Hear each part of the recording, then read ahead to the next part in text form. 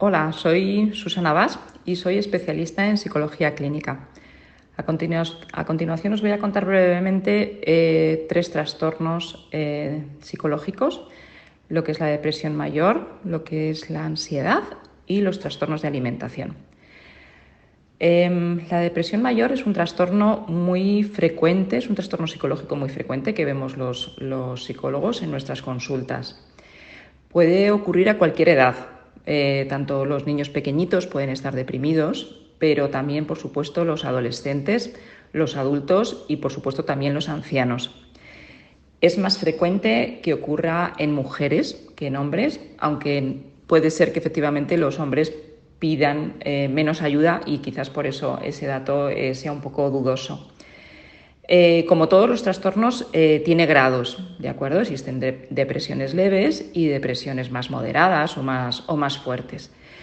La duración es muy variable, puede durar unos meses, pero en algunas ocasiones puede durar bastantes meses o años. Por eso es importante conocer los síntomas para intentar pedir ayuda lo antes posible para reducir este tiempo de malestar. Vamos a ver cómo el inicio de la depresión puede ser por varias razones. A veces las personas no saben muy bien por qué se encuentran mal. De hecho, esto es de las cosas más frecuentes. Los pacientes cuando vienen a sesión en muchas ocasiones no saben por qué se están encontrando mal. En otras ocasiones, fijaros que puede estar asociado con estresores, como puedan ser, por ejemplo, una ruptura de pareja, tener problemas laborales muy variados o problemas con los estudios, que haya rechazo social, por ejemplo, en los niños, con el tema del bullying, sabemos que está muy asociado a procesos depresivos, o en algunas ocasiones también cuando tenemos enfermedades crónicas que duran mucho tiempo, también aparecen procesos depresivos, ¿de acuerdo? ¿Cuáles son los síntomas? Bien, los síntomas más frecuentes, fijaros que son la aparición de una tristeza, pero no es una tristeza normal. Pensar que todos tenemos momentos de tristeza y esto es normal, no pasa nada por tener momentos de tristeza. El problema es cuando esta tristeza es muy intensa y sobre todo dura mucho, ¿de acuerdo? Por lo tanto, fijaros que esto ya podríamos hablar de que podría ser un proceso depresivo, aunque se tienen que dar varios síntomas para que efectivamente podamos hacer un diagnóstico de depresión. Pero la tristeza, por supuesto, implica un nivel de sufrimiento muy alto. Hay una sensación de apatía, desgana, no nos apetece hacer las cosas que antes nos apetecían, aquellas actividades con las que disfrutábamos antes ahora ya no las disfrutamos. Y fijaros que muchas veces, tanto en niños como en adolescentes, aparece también un estado de irritabilidad, ¿de acuerdo? Quizás no hay tanta tristeza, pero hay un estado de estar como enfadados continuamente sin ninguna razón aparente. ¿Qué otros síntomas vamos a encontrar? Pues cuando nos encontramos de esa forma tan triste y tan apagados, tendemos a aislarnos, tendemos a dejar de salir con los amigos, tendemos a dejar de salir con la familia, estamos más callados. Fijaros que estamos más como con nosotros mismos. Esto lo que significa es que probablemente vamos a estar muy concentrados en nuestras preocupaciones, muy metidos en nosotros mismos. Y eso hace que pues estemos quizás a lo mejor más metidos en nuestra habitación o estemos más solitarios. Un síntoma muy frecuente también son las dificultades de concentración. De hecho, el fracaso escolar suele ser un síntoma muy frecuente en los estudiantes. También tenemos problemas de sueño, porque hay mucha dificultad para coger el sueño, o al revés, o porque no nos queremos levantar de la cama, pero no como esto que ocurre normalmente, que a veces estamos perezosos, sino que realmente lo que nos gustaría es estar metidos en la cama todo el día. Fijaros que esto es un síntoma muy depresivo. También, efectivamente, altera el apetito. Normalmente la persona tiene menos ganas de comer, se puede adelgazar también, y hay una sensación de cansancio muy fuerte, sin que esté justificada médicamente, ¿de acuerdo? La persona no tiene energía, le cuesta mucho hacer cualquier cosa. Vamos a ver que a nivel cognitivo este es un aspecto muy importante de la depresión, porque cuando estamos deprimidos hay una alteración de la percepción que tenemos de nosotros mismos, de nuestras circunstancias y del futuro. ¿Esto qué significa?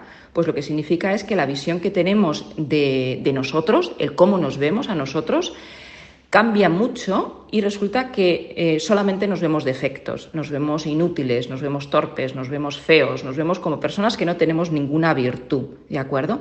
Por lo tanto, fijaros que esto genera un nivel de inseguridad y desconfianza con nosotros muy fuerte, de tal manera que las tareas hasta más fáciles o más cotidianas que antes hacíamos con mucha facilidad se convierten en tareas tremendamente difíciles y tenemos muchas dudas a la hora de llevarlas a cabo, de tal manera que tendemos a evitar hacer cosas sencillas como pudieran ser, por ejemplo, hacer una lista de la compra o ir a comprar al supermercado. Esto lo podemos hacer cuando estamos bien, sin problemas. Sin embargo, cuando estamos deprimidos, esto se puede convertir en una tarea muy difícil.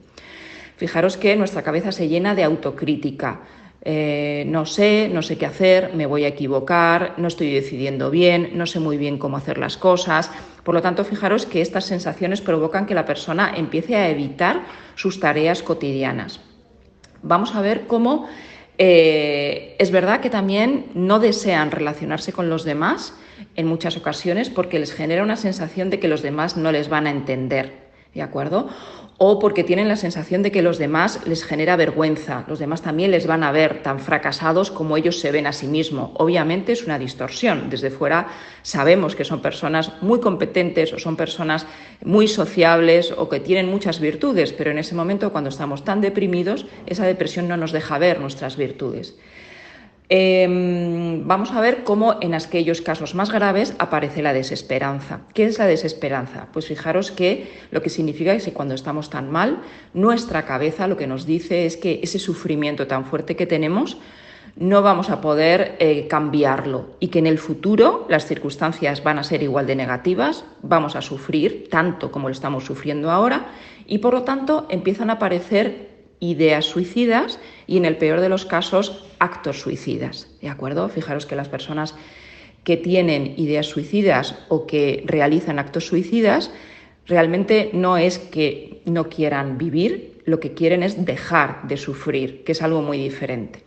Por lo tanto, fijaros que si tenéis algún síntoma de este tipo o un conjunto de síntomas, quizás habría que valorar si efectivamente hay un proceso depresivo y esto lo que tenemos que hacer es pedir ayuda con un psicólogo para que nos ayude. Espero que os sea útil esta información. Muy bien, pues ya hemos hablado sobre lo que es la depresión. Vamos ahora a hablar sobre lo que es la ansiedad. La ansiedad y la depresión es bastante habitual que vayan juntas, ¿de acuerdo? La ansiedad es común a distintos trastornos psicológicos y vamos a ver cómo la ansiedad en intensidades moderadas nos ayudan a afrontar situaciones difíciles de nuestra vida. Cuando tenemos un examen o cuando tenemos una entrevista de trabajo o cuando tenemos ciertas situaciones es importante que tengamos ciertos niveles de ansiedad porque nos ayudan a ser más resolutivos. El problema está en cuando esta ansiedad es muy desproporcionada a la situación o aparece de una forma imprevista, de tal manera que nos limita, ¿de acuerdo?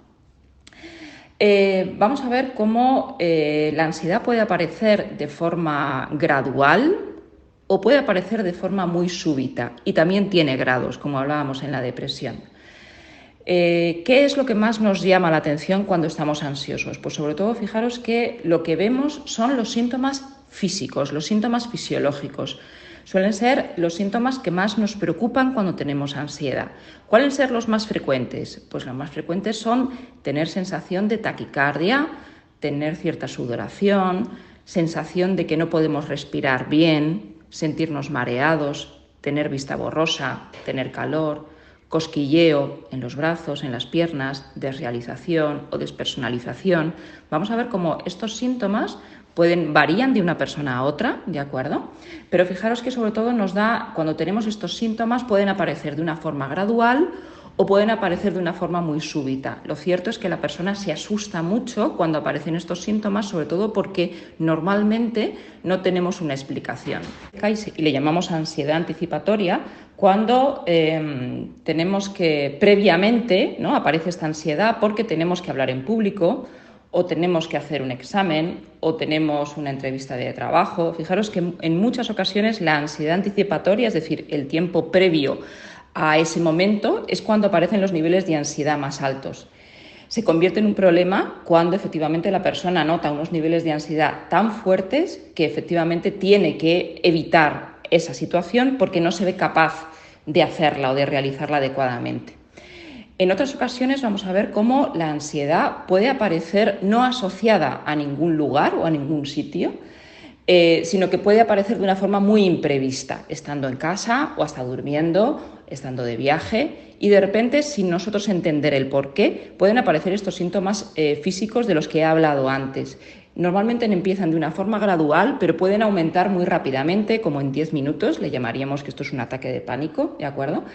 Y es cierto que la persona, sobre todo en las primeras ocasiones que lo vive, le da mucho miedo, porque la sensación es de que hay un peligro inminente, la sensación es de que puede morir o que puede perder el control o que se va a volver loco. Por suerte sabemos que todas las investigaciones hablan de que cuando las personas tienen un ataque de pánico, no está en riesgo su vida en absoluto. Lo que pasa es que es verdad que los síntomas físicos son reales, es decir, sí están alteradas esas variables fisiológicas, pero no va a llevar a esa persona a que le dé un ataque al corazón o a que se vuelva loco. Pero es cierto que sí lo percibe como una posibilidad. Por lo tanto, es verdad que se pasa muy mal.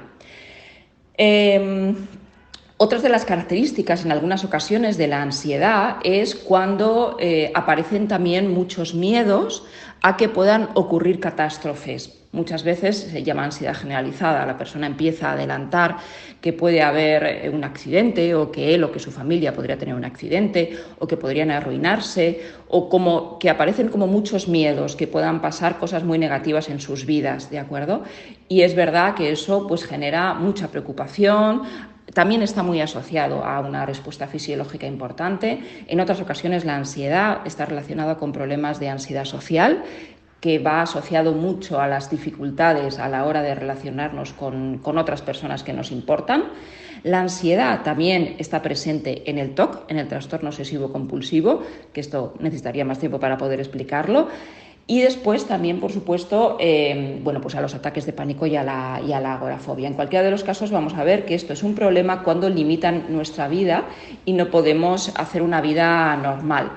Sobre todo cuando fijaros que esta ansiedad es tan fuerte, la persona empieza a evitar aquellos lugares donde cree que es más probable que puedan ocurrir estos síntomas o que no tendría ayuda si lo necesitara, como puedan ser, por ejemplo, no se atreven a entrar en el metro o a meterse en el cine o a irse de viaje, ¿de acuerdo?